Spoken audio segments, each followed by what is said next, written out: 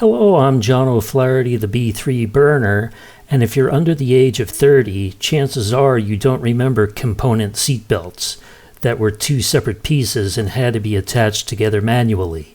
You grew up in the age of integrated seatbelts, where the same belt comes through the back of the buckle and makes a V formation, one side of the V being the lap belt, the other side being the shoulder belt. That's what we're all used to today. However, there was a time prior to the 1960s where some cars didn't even have seat belts at all. Then around the early 60s, automakers began making lap belts standard, but by themselves they were not without their own safety drawbacks. Holding back one's torso while letting the upper body flail around in a collision impact had its obvious dangers, as the upper body, especially the head, was not restrained at all. Plus, incredible pressure was put on the limited area that the lap belt went around.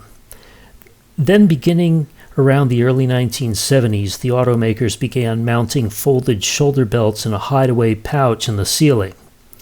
They could be pulled down, basically undone from their hiding place, and fastened to or attached to the lap belt buckle via a grommet and eyelet system, as shown in this picture.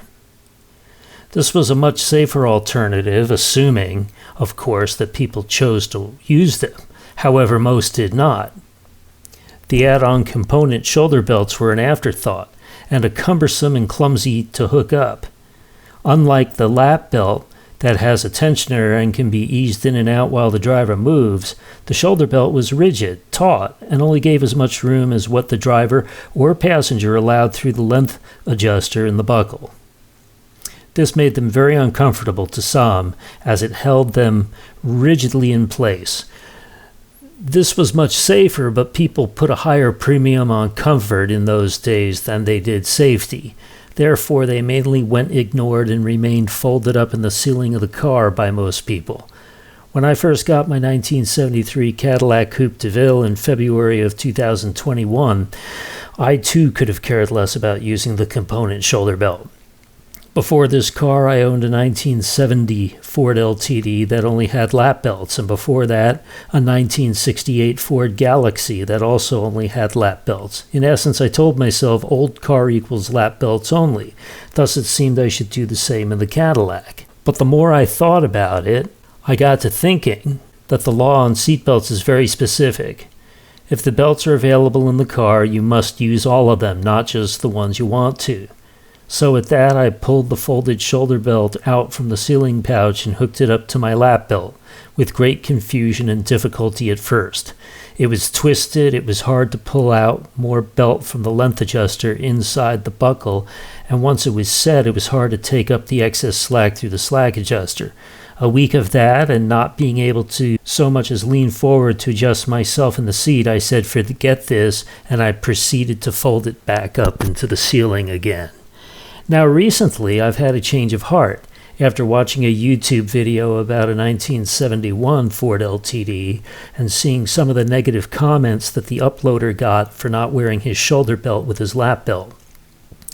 One thing mentioned was, of course, the safety factor, but the other may surprise you, as it surprised me, and I'll describe it further in my video coming right up.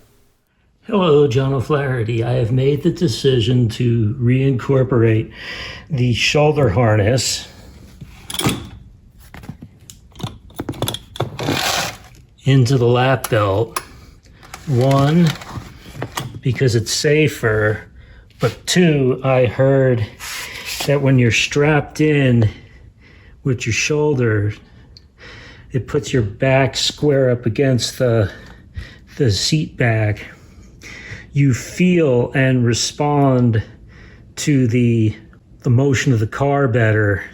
It gives you a better sense and feel for the road, which with this car's loose steering, I could probably stand to benefit from that. I also have this theory that this day and age, when people don't see you wearing a shoulder belt, they don't think about the fact that you may have a lap belt. They just assume you're not wearing your seat belt at all. And it could also attract the undesirable attention of police officers. Most police officers would know a classic car, more likely than not, has lap belts. The driver is complying.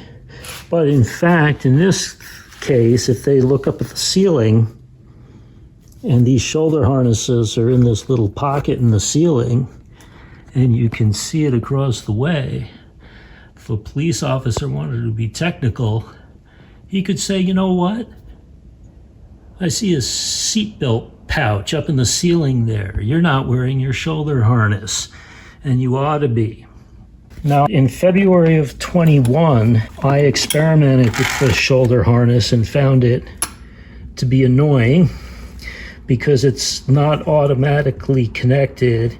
You have to integrate it. They're two separate pieces, and you have to use this grommet. You got to stick this grommet in through this hole, and it seemed like a pain in the butt. Well, I think dying and losing my life is more of a pain in the butt.